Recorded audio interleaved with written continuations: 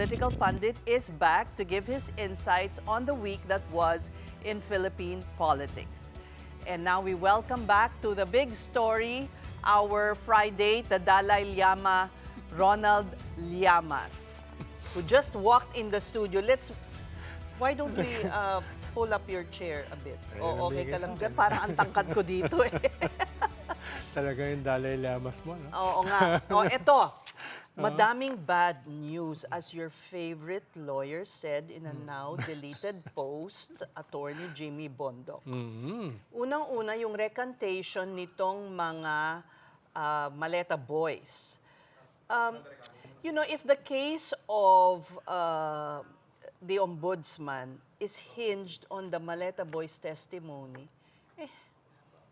ano sa tingin mo, di ba? Mabuti na nga nag-recant sila, pero galit na galit ang Ombudsman. Yes, dahil mukhang may usapan na sila eh. Yung 8. Di ba? Yung 8 dun sa 18. Right. So, tapos ngayon, nag-recant naman yung 4 sa 8. Eh talaga magagalit yung Ombudsman. Di ba? Lalo na kung yan yung gagamitin niyang ebidensya laban sa laban kay Speaker Correct. Martin Romualdez, di ba? Eh wala naman si Saldico rito na nagdiin kay Martin Romualdez. Wala rin si Gutesa. Hanggang ngayon, di pa nahanap yung nagdiin sa kanya sa Blue Ribbon. So ano yung kanilang magiging smoking gun? Although sabi ni Ombudsman Ombudsman Boying Remulla, Nasa ibang administrasyon ka. sabi ni Ombudsman Boying Remulla ay hindi naman humina yung kaso. Pero siyempre, salita na niya yun. Pero kung nga, yung kaso niya ay nag-centered lamang dito sa 8, nag-recant na yung 4, mahina. Because for one, paiba-iba sila ng mga sinasabi. Yes. I agree. Yeah, No? there Dahil- should be more. Dahil from the very start, yung 18 na may dagdag bawas Yeah, dun sa hindi kanilang sila mga credible maleta, di ba? no, ay medyo tainted na yung kanilang Yes, testimony. yes. At ang dami na nagsampa ng kaso ng libel. Ng libel, Oo, cyber libel against etc. them. So, hindi ko alam kung paano yan gagamitin as a smoking gun. No? Maliban na lang kung Okay, si sige. Bonoan, na ngayon ay hindi pa malinaw kung state witness or hindi, ay merong smoking gun na ipapakita. Dahil So- siya yung head ng DPWH. So otherwise, the case will collapse? Ano Hindi- yung sinasabi niyang recording? Hindi ko masyadong... or can it be, if he's able to prove, because parang he's very certain in saying that it's the former speaker behind this recantation. Kung ma-prove niya yon, well, what other motivation does the former speaker have in making them recant, right? Yeah. If not that he's guilty. Kung yan ma-prove niya, because he spoke really firmly, pwede. Pero ibang kaso yun. Hindi yung plunder. Baka falsification. Hindi. Or influencing daw. Anong klaseng kaso? Obstruction of justice. Hindi. Oo. Oo nga. Ang obstruction, di naman, ako naman yun. Bailable naman yun. So, Tila ang daming dagok ng Office of the Ombudsman. Unang, the first that happened was the grant of bail in the case Yeah. of Revilla, Senator Revilla. na inamin niya na tinrabaho. Yun na nga. Oo, alam naman natin kung anong ibig sabihin ng Oo, yun na trinabaho, nga. di ba? Eh kung trinabaho, wala pa kayong power para pigilan yan or at least baguhin man lang, di ba? Yeah. Or magpapatuloy ang ganyang klaseng Kung ang mismong ombudsman ang nagsasabi na nun. malaki talaga yung problema ng ating judicial institutions, di ba? Ang laki na nga ng problema ng Senate noon, laki na ng problema ng executive tsaka ng Congress. Madadamay pa ngayon itong judiciary. no? No less than the ombudsman ang sinabi, tinrabaho ito. Yun na nga eh. No? Tapos ngayon lumabas pa ng bansa yung kakasuhan din nila ng plunder. Si Exact. Loren at Oo. saka yung kanyang anak na kongresista. Nagulat lang ako ron dahil usually, ikaw ay high government official, pag lalabas ka ng bansa, hihingian ka ng Bureau of Immigration ng permiso. Sabi ni Win Gatchalian, wala naman siyang binigay na permiso. Usually, hindi ka makakalabas Ganun ng ba? bansa. Lahat kami. Kinakailangan namin, kung sino yung head namin, hihingi kami ng permiso ron at letter. At ipapakita namin yon sa Bureau of Immigration. Lalo na si Loren, kilalang-kilala siya na Plus, lahat. there's an impeachment trial ongoing. Yes. No, anong usual na excuse? Sick leave. Yeah, nga eh. Pero 3 to 5 daw. Lampas na Oo nga eh. Pupunta ka ng France? Para You know, her statement is asking the public not to give any meaning. But if you are doing this at this time, right? During the impeachment? Yeah. No? And then when the ombudsman announces that he's looking into this plunder case. Ganda ng timing, di ba? Diba? Tapos sick leave ng 3 to 5. Ano na naman date? 7 na, di ba? So, Oo nga. 7 na. So, At saka, gano'n bakit kahaba? sa Europa? Oo. Kaya layo-layo, yung biyahe mo pa lang, babalik ka na. Hindi, pero yung sick leave, hindi sinabi na lalabas ng bansa. Dahil kung lalabas ka ng bansa, hihingi ka ng permiso eh. Okay. Lalo na, meron kang So this is kaso sa also ombudsman. very So, questionable. di ba nila dapat tanungin yung Bureau of Immigration na nagbigay, na nagpalabas sa mag-ina? Sino ang magsasamon yan? NBI? DOJ, under ng Department of No, Justice but yan. wala actually. It's just an announcement kasi na magkaka-investigation. Yung kay Leviste, Congressman Leviste, parang he's evading a subpoena. Yes, pero yung nanay niya, kailangan ng permiso galing sa Senate President kung lalabas siya ng bansa. Yun ang sinasabi ko. Okay. No? Iba pa yung watch list eh. Iba pa yung whole Okay. departure order. Okay. No? Pero kung mismo yung ombudsman, sinabihang kakasuhan siya, dapat may watch list man lang. Ibig sabihin, i-inform nila yung ahensya na, uy, lumalabas dahil watch list eh. Yeah. Pero even kahit walang watch list, kailangan ng permit ng Senate President para ikaw ay makalabas ng So, bansa. ethics case ba yan? Anong pwede? Wala namang kaso pa. Ang hirap ang sampa ng ethics case sa Senate eh. Hindi yan nagpa-prosper dahil Right. na co-equal, collegial body. No? So, and do you expect Senate President Win Gatchalian to, I don't know, castigate a fellow senator? Well, duda ako kung babalik siya. Yung sabi ni Ombudsman na babalik siya or else igagapo sila pa uwi. Tingin mo ba si Lauren, tsaka yung anak niya, na She has a reputation to protect. Na may- If she hindi na babalik, anong anong ibig sabihin nun? anong pipiliin mo? Reputation o yung makukulong ka kahit isang araw lang? Ba't ka naman makukulong? Plunder yung gusto ikaso sa iyo kung eh. hindi naman, Oo. kung hindi naman siya guilty. Kulong ka pa rin dahil non-available yun eh. Hindi. Ibig sabihin kung But if the case is weak, well, even if the case is weak, if you are confident that you are not guilty, you didn't commit any offense, no, pero Pero ba't ka tatakas? nakita mo, yung isa sa pinaka-powerful sa inyo, si Marcoleta nakulong, si Jinggoy nakulong, di ba? Tapos si Alan Peter mukhang kakasuhan Okay, din. Kakabahan ka na kahit isang araw, isang linggo lang ka lang makulong, ninervisin yung mga yan, ha? So, Dahil never pa sila, may sense of entitlement eh. No? Makukulong siya. Tingin ko hindi na i-risk yun. Kahit nga si Martin, di ba, sabi ng ombudsman, sumubok umalis. Di ba? Dahil kahit pero mahina, dinenay naman niya. kahit mahina kasi yung kaso, pagsampa nun sa Sandigan Bayan, So, nagkaroon ng misstep si Boying dito. Siguro sana hindi na lang siya nag-presko.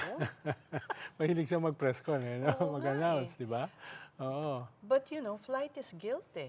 Yes, yun yung Flight problema is ni guilt. Lauren. Flight is guilt. No? Is Lalo she gonna na- sit out? Lalo na kaya hindi siya dadalo, hindi siya babalik immediately during impeachment. Her 2-day absence na nga was a bit, 2 days lang ba? Parang buong linggo siyang wala. I'm not sure. from the impeachment trial. Yeah, from the impeachment, Kasi- yung 3 days 3 na. days ba? 3 days, okay. Ano, nung Wednesday, wala rin siya. No. And then, this case of this honey trap, ano ba yun? Parang, why Mukhang- is Congressman Leviste getting into all these shady activities? Isn't he a billionaire? Baka may nagsabi sa kanya na, oy, itong mga kaaway mo, pwede nating sirain ang reputasyon yan. No? Dahil may balita kami na may mga weaknesses yung mga yan. Doon ako natatawa. Dahil hindi lang daw si S. Recto yung sinubukang i-honey trap. May iba pa raw. May mga lumalabas pang ibang mga pangalan. Na close to the powerful men Yes. in the In the administration. executive. Oo. Ano yung mga nabalitaan niya? May mga lumalabas pang ibang pangalan. Kaya kinalaska ko yung isang kakilala ko. Kasama ka pala sa honey trap. So, lalabas din yan si NBI Director Matibag, magde-name lang ng ibang mga opisyalis. Hindi ko alam kung ilalabas nila yung ibang tinrete ng honey trap. Pero seryoso yan, ha? Human trafficking yan. Ha? At hindi lang yan simpleng human trafficking. So, are you saying mother and son, sa tingin mo this is your fearless, forecast? Will never risk an arrest even for a single day. Even just the idea of being arrested. No. So, they'll be in France, Yeah. where we have no extradition treaty, right? Wala. That's why Saldico is there. Yeah, pero extradition at saka asylum eh. Pag nag-file ka kasi ng asylum, no, kailangan mong tapusin yung proseso ng pag-accept or pag-reject ng asylum bago ka pwedeng palisin ng bansa. Yun yung doon nag-rely si Saldico eh. Nakapag-apply siya. So hinihintay niya yung proseso na medyo matagal. No, dahil ang daming asylum So, seekers. pwede rin bang gawin yun ng mag-ina? Pwede rin lang gawin. Kung hindi ka agad kikilos ang gobyerno. No? Alam naman kasi nila, no? Medyo mabagal. But looking at the ombudsman, he looks very, very angry. Angry. Very angry. Dahil nakailan na siya. Oo. Ilang dagok na to, pangatlo na. Oh, di ba? Oo, pangatlo na. Sandigan Bayan, tapos yung apat na Nagrika. Marines, no? Tapos itong pag-alis nung gusto niyang kasuhan na in-announce niya, di ba? Last week. So, what's the lesson here? Well, halimbawa, yung lumabas kay Bato, no? Actually, totoo naman yun. Kung huhulihin nila si Bato, total silence siya. No? Dadali na lang yan diretso sa airport, tapos lipad. Para wala nang incitement. So, silence. Yes. Do these things Until quietly. it happens, di ba? Yeah. Don't telegraph your moves. Yon. Exactly. On the other hand, I guess he is leaning on the side of transparency also. This is what I'm doing because the public really wants accountability ngayon, especially dito sa flood control. So, but it has cost. Pero na-test na nga natin eh. Umalis si Saldico, di ba? Nakatakas siya dyan. Tapos Sa kabagalan ng gobyerno. si Atong Ang, hindi mo alam, malamang nakalabas na rin yon, no? Hindi mo alam kung nasan si Bato, nakalabas ba siya? Parang inutil ang Diba? law enforcement. Parang yan. Well, ang sinasabi ni John Vic, bumababa daw ang statistics ng crime. Pero siyempre, ang mga tao, dahil telenovela tayo, pinapanood natin yung mga high profile eh. Yun ang hinihintay natin. Alam mo, itong si Saldico, hindi naman closed case yan yung application niya for asylum. Kasi we could have back channels diplomatically with France, especially since the relationship has become closer. They're helping us in the West Philippine Sea. May paraan yan, especially since Europe is very strict on corruption, hindi ba? On Yes. money laundering, etc. Yes, lalo na, halimbawa, today, kakasign lang natin ng 2 contracts with the French government, with French businessmen. Ang ating DPWH, may Panglao Bridge sila sa Bohol, tapos yung Department of Agriculture. Just today, Just Ibig sabihin, today. very strong yung Kaya ating nga. relasyon sa So, atin. why are we Tapos, not- alam ko, iniimbita si BBM for To a state visit, visit, yes, no? yes. With Macron, bago matapos yung term ni Macron. Exactly. So, pwede lang ibulong lang yan eh. Kaya nga. Arbor na to. Hindi ba? No? Arbor na No, to. and it's, you cannot claim political persecution kung ang basis mo, kung behind that are allegations of corruption. Bakit ka magbibigay? You're France. Diba? Yeah. I-risk mo ba yung It's so frustrating, good relationship mo with a country na gusto mo makipagkaibigan para sa isang tao? Siyempre, hindi. Kaya nga. Sa tingin mo, ginagawa ba yan? O hindi? Yeah, ginagawa yan. No, I meant, ginagawa ba yan ng BBM Ngayon. administration? Pwede ba magising na kayo? Eh, wala naman ako sa BBM administration. Ba't ako Hindi. tinatanong mo? Marami kang kilala. Or do you think they are doing Eh, this? di ba disaster nga yung nangyari kay Saldico? Hindi nila alam Yeah. na 1 oras lang siya dinetain. Hindi nga detention yun eh, interview. No? Ilang araw yun na hawak daw. Kung yun eh, basic information, intelligence, dapat yung embassy natin doon, in-inform na ang rules ng Schengen, they cannot hold anyone hanggang walang kaso. Wala namang red notice, Yeah. di ba? And then So, the DOJ secretary traveled all the way pumunta pa there. roon, di ba? Oo nga, walang- Dapat before, alam na niya na wala siyang aabutan. Di ba? So, napahiya pa siya, di ba? so- Yan yung mga bagay na, sabi mo nga, dapat ginagawa ng gobyerno.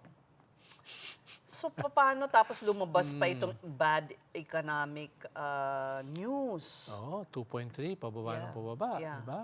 So, I wonder what they're doing in Malacanang to address all of these things, all of these setbacks. Well, ang paliwanag kasi nila, these are basically external.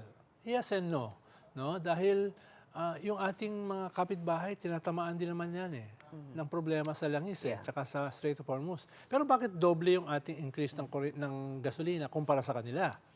No? Tayo yung fastest growing economy noong 2022. laggard na. Ngayon tayo yung pinakahuli. Kulelat na. Oo. Tayo pinakamataas ang inflation. Tayo yung pinakabinagsak ang currency.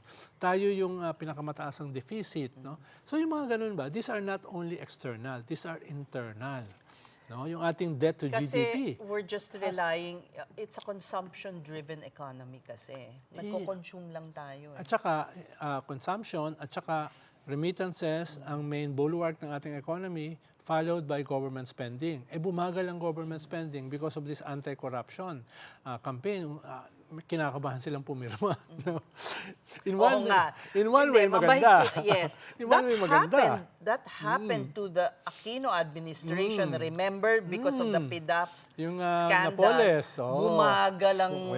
Bumagal ang spending. Yes. Yeah. Buti So na lang, na-maintain namin yung 6% growth rate hanggang matapos yung term, di ba? Actually, swerte si President Duterte. He inherited a good economy. We left 1 trillion sa And kaban.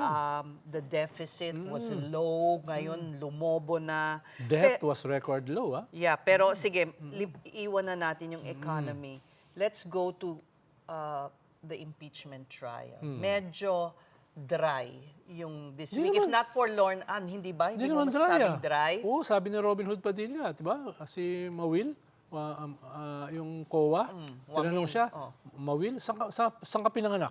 Saan ka nag-aral? Nakalibot ka na ba sa bundok? Nakapunta ka na ba ng farm? Di ko alam kung saan papunta yung Hindi ko argument. nga maintindihan. Ano bang ibig sinasabi lang sabihin? niya, Meron ka bang kakayahan? Ganon? Parang hindi mo naman nauunawa ng insurgency. Hindi mo nauunawa ng terorismo.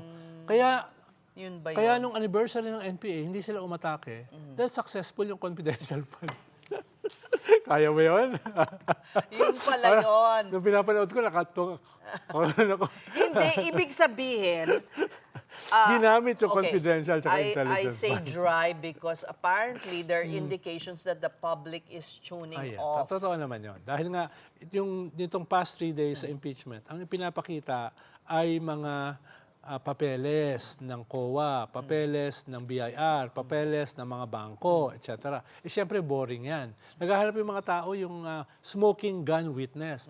Parang si Madriaga, Colonel La Chica, Sulaika, yun ang hinahantay nila, yung drama. Okay, this Oo. week, medyo. Medyo. Because hostile witnesses in a Dalawa. way. From DepEd at saka sa OBP. Yung sa OBP, ito yung nag-collapse dati.